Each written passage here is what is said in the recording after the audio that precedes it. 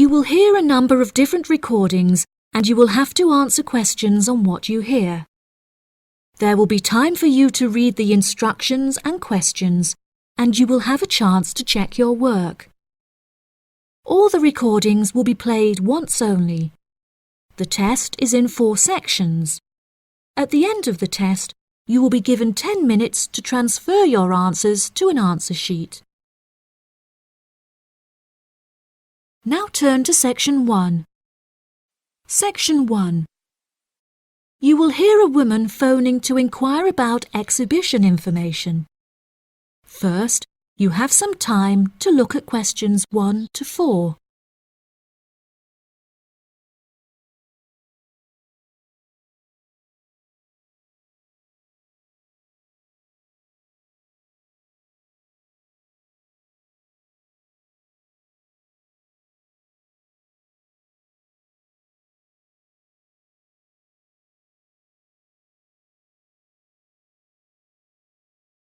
You will see that there is an example that has been done for you. On this occasion only, the conversation relating to this will be played first. Good morning. You're through to the events coordinator at the Birmingham City Council. How may I help you? Hello there. My husband and I are interested in purchasing tickets to the automobile exhibition, but I couldn't find many details about it on your website, and I was wondering whether you could provide me with some more information. Does it open in June? The purpose of calling is to purchase tickets, so purchasing has been written in the space. Now we shall begin. You should answer the questions as you listen, because you will not hear the recording a second time. Listen carefully and answer questions 1 to 4. Good morning. You're through to the events coordinator at the Birmingham City Council. How may I help you? Hello there. My husband and I are interested in purchasing tickets to the automobile exhibition, but I couldn't find many details about it on your website, and I was wondering whether you could provide me with some more information. Does it open in June? Yes, of course, madam. The exhibition will take place during July and will showcase the history of automobiles from the very first commercial car in the late 1800s all the way through to the present day. Is the exhibition open for the duration of July? No, madam. The exhibition will last 3 days, from the 1st of July to the 3rd of July, and then the cars will be taken to another exhibition. Okay. Does the exhibition focus on a certain manufacturer? No. It will showcase a wide range of manufacturers. Wonderful. I'm ever so fed up of going to these shows and only seeing one manufacturer. Are there any opportunities to sit in or even drive the cars? There will be many opportunities for you to sit in the cars. However, some of the cars will only be available to observe. We are yet to be told whether any of the antique cars will be available to drive. However, there will certainly be an opportunity to test driving some of the more modern cars on a purpose-built track. That sounds like great fun. I mustn't forget to bring my camera, or my husband will never forgive me. I'm afraid to say that cameras are actually strictly not allowed to bring into the exhibition. There will, however, be a section where a professional photographer will be available to take photos of you sitting in a car in period clothing. Well, that sounds like it could be fun, but I assume the photos won't be free. On the contrary, one free photograph is included within every ticket, but each photo after this will cost £5. Before you hear the rest of the conversation, you have some time to look at questions 5 to 10.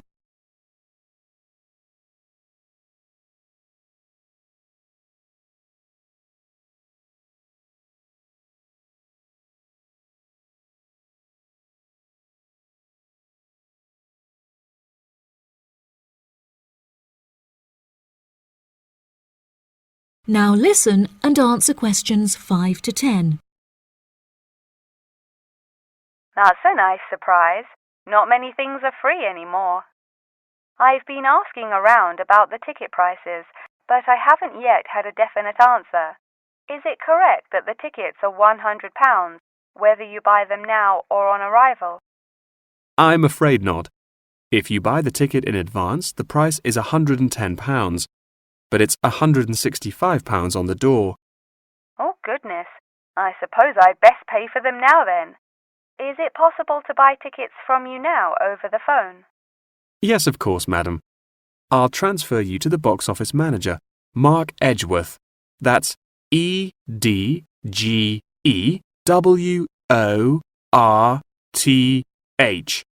And he will probably need to take your credit card details and some personal details. Yes, that's fine. Before you transfer me, I just need to ask a few more questions. Will the exhibition be held in the Birmingham Exhibition Centre? I think that's where I went last time. No, madam. The Birmingham Exhibition Centre is currently undergoing some renovations, so this year all exhibitions will be held in the Summer Palace. Summer Palace? I'm not entirely sure where that is. Well, it's not too far from City Centre. Once you're in the centre, you should be able to find signs for the palace. If not, most people in Birmingham will be able to direct you. Neither my husband nor I am particularly good with directions. Is there anywhere I can find this information on the internet? Our website will give you an address. Perhaps you could visit www.directions.com for more detailed information, and they should be able to provide you with step-by-step instructions. Okay. And is this the best way to contact you, by phone?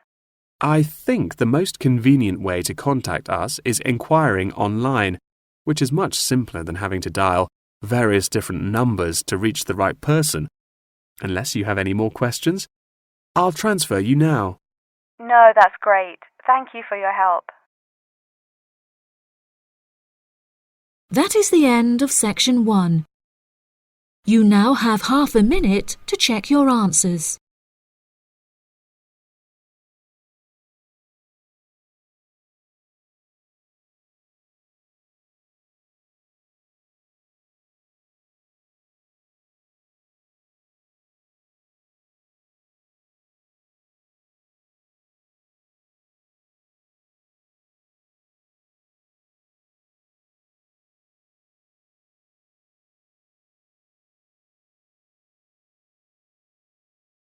Now turn to section 2. Section 2. You will hear part of a talk given by a member of staff at a hospital. First, you have some time to look at questions 11 to 15.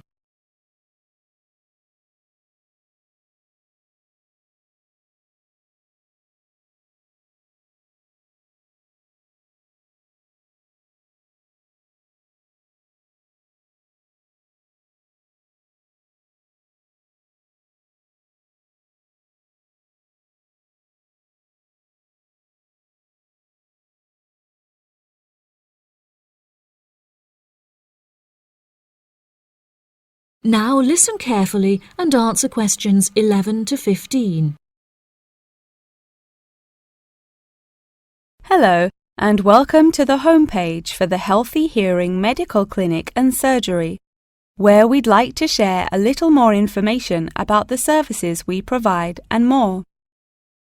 Our hospital is one of the leading specialised hospitals in the United Kingdom, attracting the very best healthcare professionals from around the globe. Not only are we a leading medical practice, but we are also the only hospital in the United Kingdom dedicated entirely to the treatment of and research into the curing of hearing loss. Our facilities and staff here are renowned across Europe, attracting thousands of patients a year. Our consultations can number anything up to 11,000 patients a year. However, we aim to treat around 5,000 patients a year so as to maintain and ensure the quality of our services. Our patients are guaranteed the highest standard of care, as well as the use of our first-class facilities. All patients requiring overnight treatment are provided with their own private room with ensuite facilities, as well as a state-of-the-art entertainment center, which includes a flat-screen LCD television and PlayStation. Appointments with our healthcare professionals can be made at any time during the week, with female doctors available between 8 a.m. and 11 a.m. If you need to see a doctor outside of these times, please visit the Out of Hours page of our website for more information. Our doctors are all trained to an exceptionally high standard and practice a vast array of specialities. Mr. Roberts is a fully qualified ear and throat specialist. Mr. Edwards is a pediatric hearing specialist, while Mr. Green specializes in reversing hearing loss. For more details about our people, please visit the staff members page on our website. During a consultation, doctors will sometimes decide medication is required, for which patients should receive a prescription. There are several pharmacies within the city. However, we recommend that patients use the pharmacy housed within our healthcare facility. Our in-house pharmacy is well stocked at all times. Our products are competitively priced, and our pharmacists are on hand to help and advise from 8 a.m. until 10 p.m. from Monday to Saturday, and from 9 a.m. until 12 p.m. on Sundays. If you require any help outside of these hours, please see our Out of Hours page on the website. Since the Healthy Hearing Medical Clinic and Surgery also functions as a teaching hospital, we aim to provide our students with every opportunity to expose themselves to medicine in practice. Therefore, we would like to encourage our patients to give their consent for a medical student to attend their consultations. If our patients are not comfortable with this, there will be a form at reception where patients will be able to opt out. Before you hear the rest of the talk, you have some time to look at questions 16 to 20.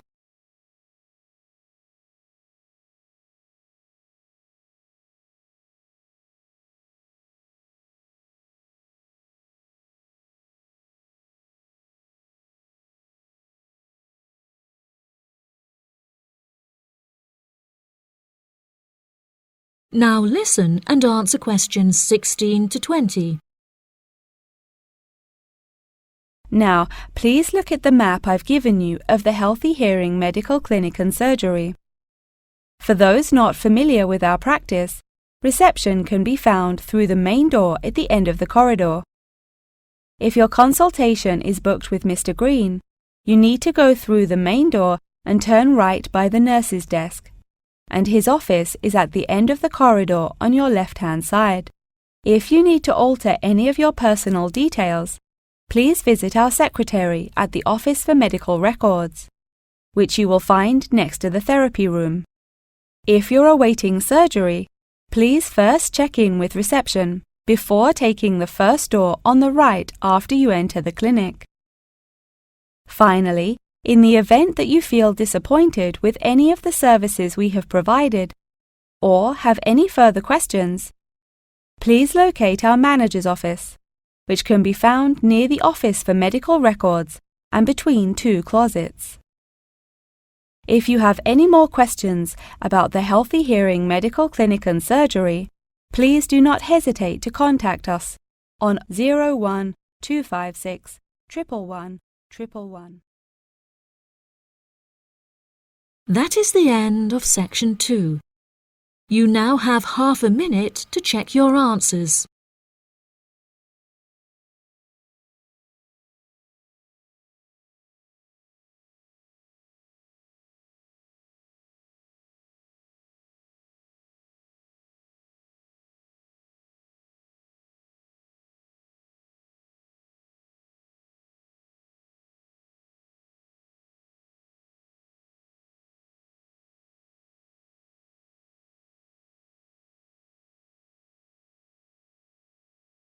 Now turn to section 3. Section 3. You will hear Jim and Jane, two students, talking about their professor's lecture. First, You have some time to look at questions 21 to 25.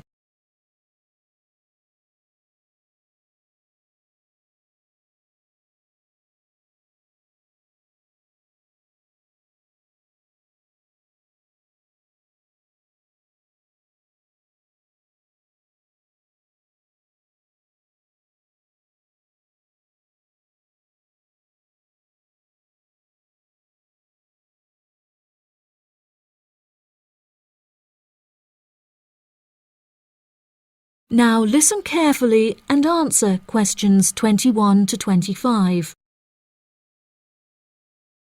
Jane, what did you think of Professor Morgan's lecture? I don't know about you, but I find it incredibly difficult to believe that light influences the environment as much as he says. I've never seen any journal articles, websites or anything that verifies his arguments. It's stupid. On the contrary, I've seen a great deal of research supporting his argument from a wide range of renowned scientists. Have you looked at the recommended textbook listed on the course outline given to us at the beginning of the semester? All the information is in there. Perhaps you've just been looking in the wrong places. I never look at the course outlines. I have so many loose sheets of paper I tend to lose anything I'm given by the end of the day. What's the textbook they recommend? And where can I get it from? I should probably go buy it soon. I'm already behind in the course. Yeah, you definitely should buy it. And our grades are more important this year.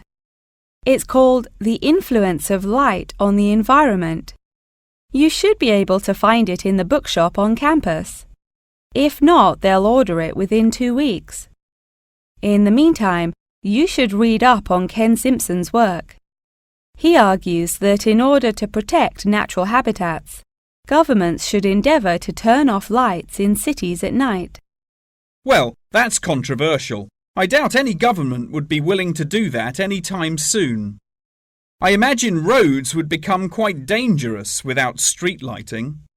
For this issue, Dave Kepler suggests they could just replace the existing lights with more environmentally friendly bulbs.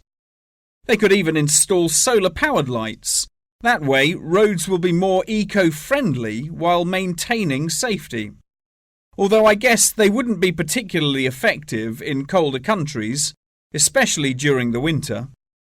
That's quite a good idea, actually. The price of solar power is supposed to be on par with electricity within the next few decades, and it was on the news this morning. I've also heard that, according to Sharon Gray, in countries with more sunlight, insect-eating animals tend to be smaller in size. Since there are fewer insects, and the remaining insects produced a smaller number of eggs. Yeah, I think I read somewhere that sunlight also has a negative effect on the quality of water, but I'm not sure I believe it. In many hot countries, particularly developing countries, there is a lot of water pollution caused by factories rather than sunlight. Nevertheless, Maria Jackson says that in direct sunlight, the surface of the water becomes more translucent. Therefore, it affects the amount of sunlight that aquatic insects can absorb. Not much research has been undertaken to prove Jackson's theory, but it seems to have been widely accepted anyway. I've never heard of that. I'll have to look it up on Google. The only other theory I've studied is Barbara Swallow's study on how declined insect population adversely affects the frog population. Not that I'm complaining. I hate insects, especially spiders. You have arachnophobia? I never would have guessed. Didn't your brother have a pet black widow spider? Yes, he did, and I hated it. It escaped from its cage once, and we never found it.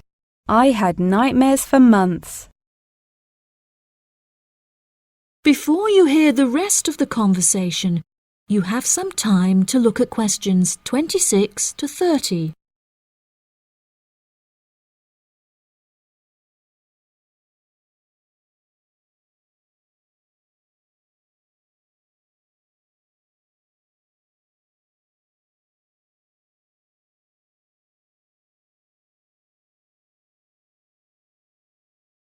Now listen and answer questions 26 to 30. Okay, now I'm getting goosebumps. Let's change the subject. What's your stance on natural and artificial light? Honestly, I'm not sure it makes much difference which one you use. Species will die out either way. I think the real argument we should consider is global warming and protection or replacement of finite fuels. Solar power provides us with an incredible opportunity to replace electricity, and governments should definitely increase spending on research in this field. The theories discussed in our lectures, like Simpson's and Gray's, are so vague and lack proof, so I don't understand why we even study them. I see what you mean. I don't like learning unsupported theories for exams, and I'd rather spend my time learning something else. For example, I'd be much more interested in studying the animals in safari parks than researching migratory birds, particularly the effect of tourists on the quality of life of animals. As we know, every year thousands of visitors will drive in their own vehicles or ride in vehicles provided by the facility to observe freely roaming animals. Yeah, that would be really interesting. Especially those animals living in more tropical countries like Borneo. Following on from that, I want to study how bringing animals over from foreign countries to put in our zoos affects their life expectancy. For example, do you remember when China sent pandas to Edinburgh Zoo? Apparently, one of the pandas became depressed, but it was never explained why. To me, obviously, you can't take an animal out of its natural habitat and put it in a cage on the other side of the world. It just doesn't work. That is the end of section 3. You now have half a minute to check your answers.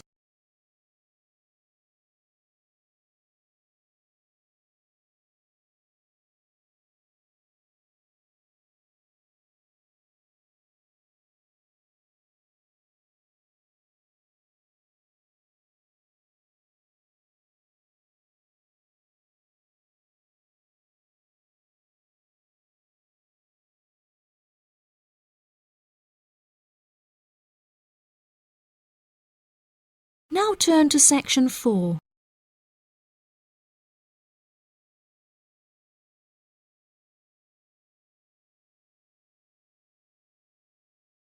Section 4. You will hear a talk on the history of football in Great Britain in the 19th century. First, you have some time to look at questions 31 to 40.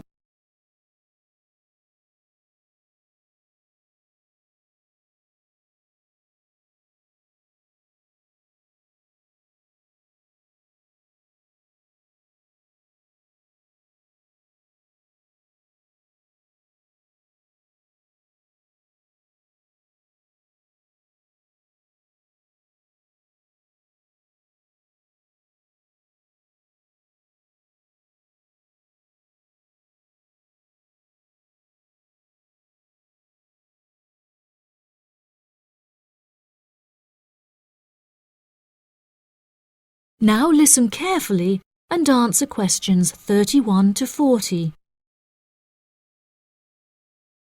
Great Britain is often hailed as the home of football, with talented players travelling from far and wide to play for teams in the English Premier League, one of the most popular football leagues on the planet. Today we are going to take a look back to the 19th century Great Britain, in an attempt to trace the evolution of the beautiful game, as it is now known. Prior to the 19th century, the game featured a wide variety of local and regional adaptations, which were later smartened up and made more uniform to create our modern-day sports of association football, rugby football, and Ireland's Gaelic football. Even up to the mid-19th century, Shrovetide football, or mob football, was still widely practiced. According to the rules of mob football, there were no rules. A player could legally use any means whatsoever to obtain the ball, such as kicking, punching, biting, and gouging, with the only exceptions being murder and manslaughter. These games may be regarded as the ancestors of modern codes of football, and by comparison with later models of football, they were chaotic and had few cooperation. Towards the latter end of the 19th century and moving into the early part of the 20th century, however, there appeared a newfound emphasis on moral values in football. Perhaps a more modern example of this can be seen in John Terry's suspension as England captain, following reports of his infidelity to his wife. Furthermore, as mob football died away, there grew a greater concern for players' health and general well-being, with many clubs affording their top players access to frequent medical checkups and treatment. Despite the presence of Great Britain's unique state-funded National Health Service, football clubs are still seen today providing team members with state-of-the-art healthcare facilities, with the top clubs even housing their own specialist doctors and physicians.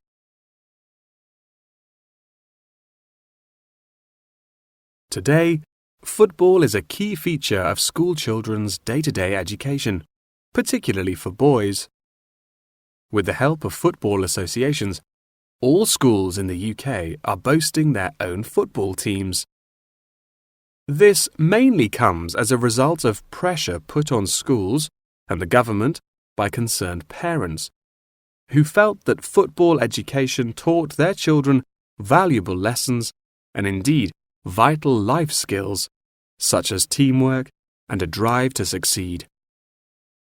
Nowadays, many of the UK's top football clubs provide training facilities and outreach programs in an attempt to educate the nation's aspiring youths.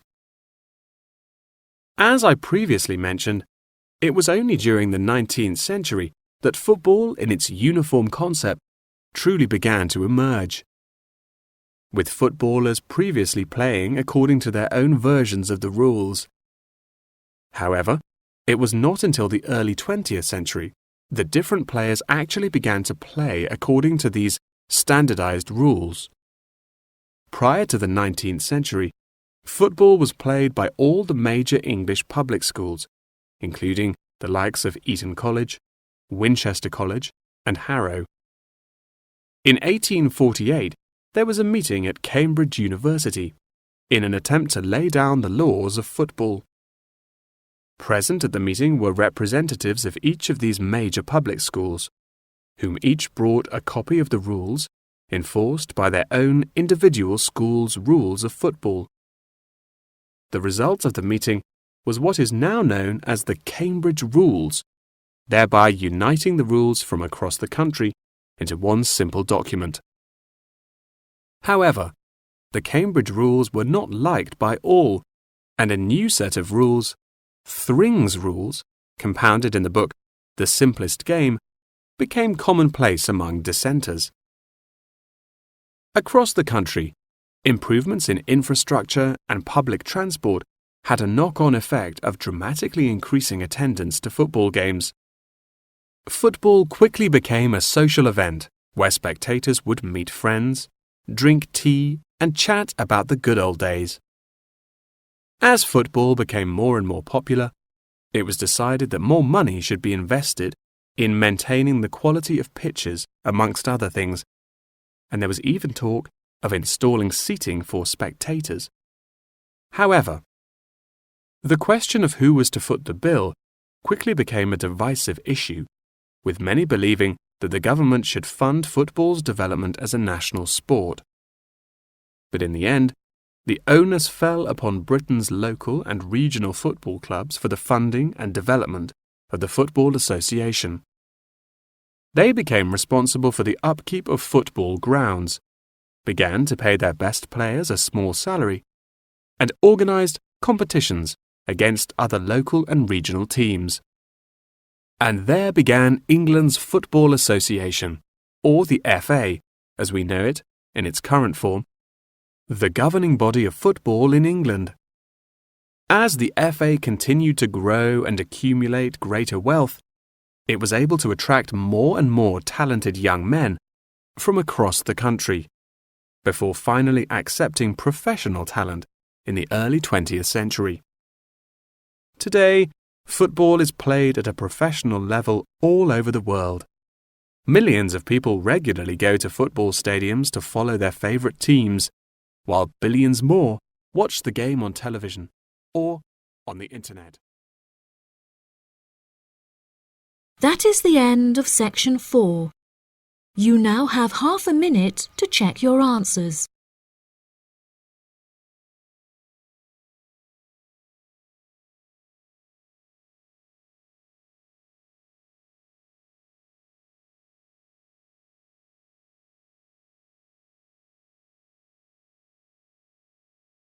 That is the end of the listening test. In the IELTS test, you will now have 10 minutes to transfer your answers to the answer sheet.